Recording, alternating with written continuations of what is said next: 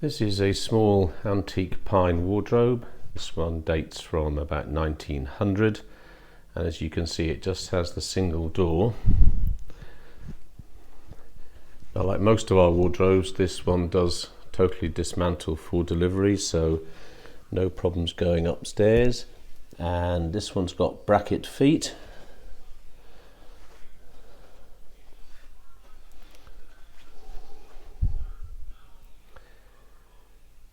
And the lock and key are all working. Now the door has external sort of French style hinges, so the door does open fully wide, as you can see. And there's the interior. We will fit a brand new brass hanging rail for you. And alternatively, we could fit some shelves in here and you could use this as a cupboard.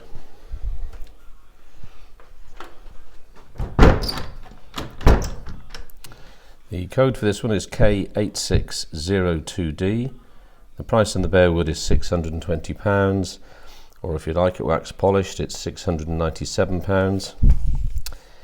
It's 73.5 inches high, 44 inches wide. The external depth is 22 inches, and the internal depth where you would hang your clothes is 18.5 inches.